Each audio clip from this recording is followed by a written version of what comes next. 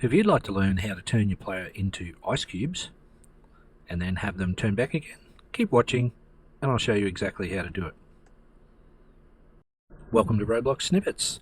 Alright, today we're going to freeze or turn our players into ice cubes. Now I wish I could take credit for coming up with this code, however it's actually an older bit of code, and I'm sorry I cannot reference who actually created it first or anything, so if that person ever sees this, just know that I think it's very cool and that I wish I could credit you, so let me know.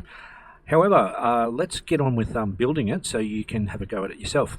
So the first thing we want to do is create a part in the workspace, and this is going to be something that freezes the character. So we'll change the color to say a blue, and let's change the material to be ice. Okay, and we're going to make this sort of like a big square pond, so we'll come down and change the size, and we'll make it say 20 by 0.5 by 20, and that will give us a nice big sort of area to slide around on. And we'll just move that down. Sorry, I've got my movements turned on here, so we'll just move that down gently and it'll sit on top of the base plate. Alright, and the last thing we probably want to do is ensure that it is anchored down the bottom, and we're good to go. Now to this, we might call this ice part, right, just so we keep an eye on it. And let's add a script to this, and we can call this our ice cube script. Get rid of our hello world. Alright, so this script could be added to any part that you wanted, and when the player touches it, this is what will happen. So the first thing that we will do is create a variable for the ice, which will be script.parent, and we'll create a debounce value and set it to true. So this is used to control how often this will run. And down below this, now we'll look for the event. So the event is touched, and you can tell it's an event by the little lightning bolt next to it. And when you have an event, generally you want to put a colon and connect a function or something to happen. So functions are good places to make things happen. And we'll add a parameter in here of hit to represent which part of a character might hit the ice. So we're actually working with a part of the character that you don't usually see, which is the humanoid root part. And it is a part, but it's invisible. So the first thing that we want to do in here is actually make sure we've got a character. So we can say local character will equal hit.parent. So we're making the assumption that a part of a character is hitting the ice, and its parent will be the character themselves. Then we want to look for the humanoid inside of that character. So that will be character, and then find first child humanoid. And now we'll get the humanoid root part. So local, and we'll HRP, short for humanoid root part, and that is part of the character. So we can say character dot humanoid root. Whoops, I skipped a line there. Root part. So make sure you pay attention to the capitalization there. So capital H, R, and P, or it won't find it. And we'll drop down a line. Now we're going to create some variables to hold the old values or the original values of the character when they touch this part. So we're going to save those in these variables. Then down below we're going to alter them to make the ice cube effect, and then after a period of time we'll put them back to the originals. So that's why we make these variables. So the first one will be old transparency, and we'll say humanoid root part dot transparency. We'll do the same thing for the size. Old size will be equal to humanoid root part dot size, and local old material humanoid root part dot material. Now we're doing it this way because there's a variety of different characters that you can have in Roblox, and they won't always be the same size, and they may have other things done to them material wise and transparency. So we're just grabbing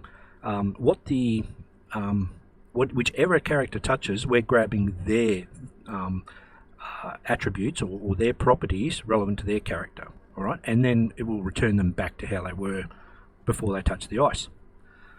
Now we've got enough information here to write a conditional statement to do some checks. So if we do have a humanoid, so that is true, and db is true, so that's our dbounce value, then we want to allow the code inside of here to run, and it's written basically in two parts. So the first thing we do is set db equal to false, and then down towards the end of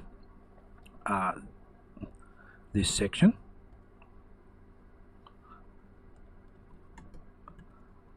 so we'll put in a task.wait, and we say 2 seconds, and we'll set db back to true. So effectively what this does is lets this part of the script run every 2 seconds. So this first part in here will be to freeze the player, and then after this we want to unfreeze the player. Alright, so hopefully that makes sense. Alright, let's look at how to freeze the player. So the first thing we're going to do is we're going to change the transparency of the humanoid root part so that we can actually see it slightly. So we'll do that by saying humanoid root part dot transparency, and we'll set it to be 0.7. Alright, so you'll still be able to see through it, but it will definitely show that we have it, and you can play with these numbers if you wish. Now the humanoid root part dot size, we're going to set using a vector 3 and new, and we're going to set it to be 6 by 6 by 6. Now that will basically be a box that will hold the character within it, and once again you can change these if you wish. The humanoid root part, if you have a look at it under normal conditions, is about the same size as the upper torso, so we're just making it bigger temporarily. And then below this we'll say the humanoid root part dot material, and we'll set it to enum dot material and dot ice would be the logical choice to do this. Now the other thing you could do is also change its color. We'll leave it as it is just at the moment, but you could set it to be a blue sort of color if you like, but we'll just see how this works. Now the last part is to say the humanoid dot platform stand, and we're going to set this to true.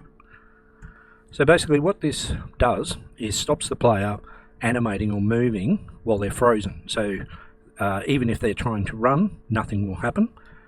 We're just making sure that the humanoid has been forced to stand still temporarily.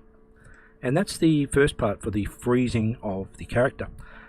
Now after this, to unfreeze, we're basically going to do everything in reverse. So what you can do is take a copy of this code here,